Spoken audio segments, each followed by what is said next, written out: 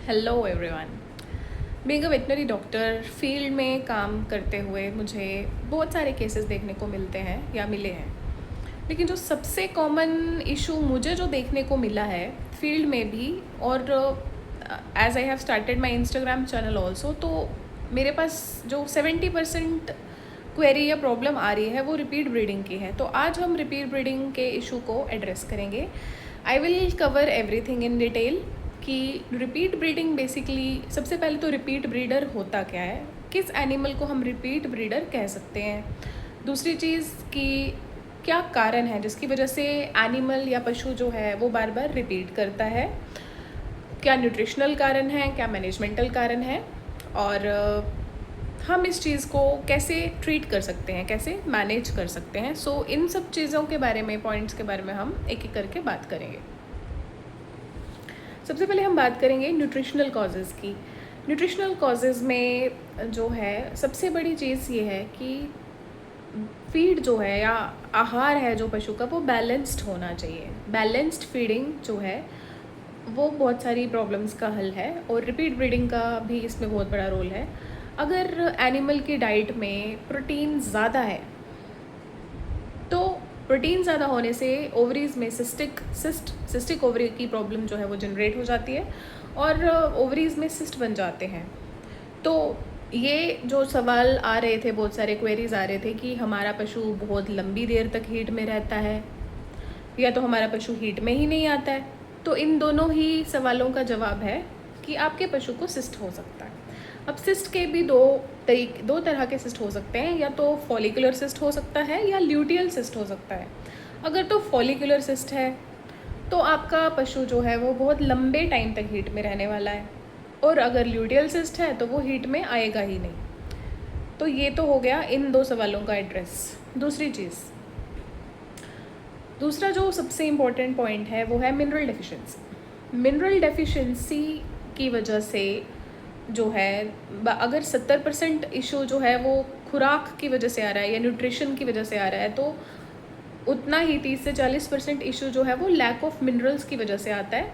तो मिनरल्स में 3-4 मिनरल्स हैं जो इम्पॉर्टेंट हैं एनिमल को कंसीव करवाने के लिए। तो they are like copper, cobalt, zinc and manganese. Specially manganese जो है उसको फर्टिलिटी मिनरल कहा जाता है।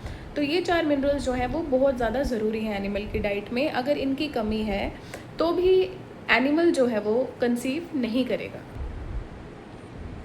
अगर हम अब बात करें मैनेजमेंटल कॉजेज़ की, तो मैनेजमेंटल कॉजेज़ में एक दो इम्पॉर्टेंट चीज़ें हैं, जैसे कि डीवर्मिंग नहीं करवाई होती है एनिमल की। बहुत सारे केसेस में देखा गया कि डीवर्मिंग प्रॉपर टाइम पे नहीं हुई होती है।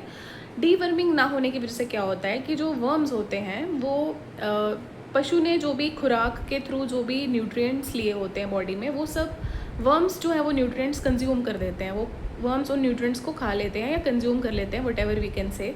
उसकी वजह से क्या होता है कि जो खुराक की तत्व हैं, जो न्यूट्रिएंट्स हैं, वो पशु को नहीं मिलते हैं। उसकी वजह से पशु जो है वो हीट में नहीं आता, और साइक्लिसिटी हीट की जो है वो ख़राब हो जाती है। ओके, इसके अलावा अगर हम बात करें और कारण क्या हो सकते हैं, कि जो एआई है, एक और बहुत बड़ा कारण है। मैनेजमेंटल इशू में बात कर रहे हैं कि एआई जो है वो प्रॉपर टाइम पे डिटेक्ट नहीं हो रही है। एआई प्रॉपर टाइम पे डिटेक्ट नहीं हो रही है, और उसके बाद अगर वो डिटेक्ट हो भी रही है तो जो एआई है वो गलत तरीके से की जा रही है। एआई सही से नहीं की जा रही है। बहुत सारे केसेस में जो है एआई गन सही से पास नहीं की जा रही है, यूट्रस में इंजरी हो रही है। कई बार जो है वो थॉइंग जो है, वो टेम्परेचर जो नॉर्मलाइज़ करना होता है सीमेन का, वो टेम्परेचर नॉर्मलाइज़ नहीं हो रहा है। एआई सिलेंडर का जो उसमें जो गैस होती है उसका जो वॉल्यूम है, अगर वो कई बार कम हो जाने की वजह से जो सीमन की मोटिलिटी है वो भी डिस्टर्ब हो जाती है। तो वो भी बहुत बड़ा कारण है। और एक और कारण ये है कि जो एआई वर्कर है वो सही से एआई नहीं कर रहे हैं। तो या तो आप इंश्योर करिए कि एआई वर्कर जो है वो बहुत अच्छा एआई वर्कर है, गुड एआई वर्कर है, या तो आप फिर सिर्फ डॉक्टर से ही एआई करवाइए। अक्सर बहुत सारे केसेस में ये भी होता है कि पिछली एआई में जो है वो बच्चा जो है वो सही से डिलीवर हुआ है या नहीं। रिटेंशन ऑफ प्लेसेंटा का केस तो नहीं था, यानी कि जेर फंसने का केस तो नहीं था, या डिस्टोकिया का केस तो नहीं था, कि बच्चा जो है वो ट्रैक्शन से निकाला गया है या वो नॉर्मल तरीके से जो है वो डिलीवरी हुई है। तो पिछली जो डिलीवरी है या उसका भी बहुत बड़ा रोल होता है अगली एआई में, क्योंकि इन सारे केसेस में बहुत बार जो है वो यूट्रस जो है वो इंजरीज से गो थ्रू करता है, तो वो और उन सब चीज़ों से hormonal imbalances are also there, and cyclicity जो है वो मेंटेन नहीं हो पाती है हीट की। और समर्स में कारणों की बात कर रहे हैं, तो समर्स में जो एक बहुत बड़ा कारण है कंसीव ना कर पाने का, वो हीट स्ट्रेस है। हीट स्ट्रेस जो है वो हार्मोनल इम्बैलेंसेस क्रिएट करता है, और उसकी वजह से जो है एनिमल जो है वो हीट में नहीं आता है। इसके साथ ही एआई करते टाइम या एआई करने से पहले पशु का जो बॉडी टेम्परेचर है वो नॉर्मल होना चाहिए। एनिमल बहुत ज़्यादा एक्साइटेड नहीं होना चाहिए एआई से कुछ देर पहले भी, और कुछ देर बाद भी पशु जो है वो एक्साइटेड नहीं होना चाहिए ज़्यादा। और इससे क्या होता है कि जो स्पर्म की मोटिलिटी होती है इनसाइड द रिप्रोडक्टिव ट्रैक वो इफ़ेक्ट होती है, तो ये चीज़ भी हमें इंश्योर करनी चाहिए।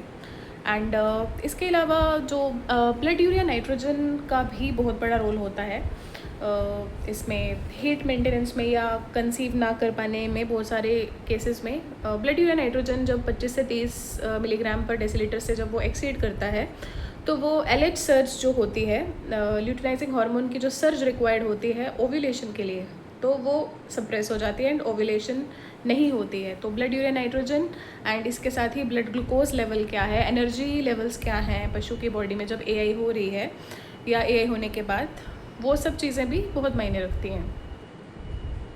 सो हमने देखा कि जो मेजर रीजंस हैं रिपीट ब्रीडिंग के, वो या तो न्यूट्रिशन से रिलेटेड है यानी कि खुराक से रिलेटेड है, या तो मैनेजमेंट से रिलेटेड हैं। और ये सब चीज़ों पे ध्यान देकर हम बहुत 90% से भी ज़्यादा हम जो है केसेस इम्प्रूव कर सकते हैं रिपीट ब्रीडिंग के। और that is all what we can do. And अगर फिर भी ये चीज़ें ट्रीट नहीं हो रही हैं, यानी कि न्यूट्रिशनल कॉजेज़ और मैनेजमेंटल कॉजेज़ को एड्रेस करने के बाद भी अगर रिपीट ब्रीडिंग हो रही है, एनिमल रिपीट कर रहा है या कंसीव नहीं कर रहा है, तो फिर आप उसको हार्मोनल थेरेपी जो है, जैसे कि हमें पता है कि मोस्ट कॉमनली जो प्रोटोकॉल्स फॉलो होते हैं JPG और J6 प्रोटोकॉल्स जो मोस्टली फील्ड में फॉलो होते हैं, तो then that can be done. But सबसे पहले न्यूट्रिशन और मैनेजमेंट जो है वो हमारा मेन फोकस रहना चाहिए।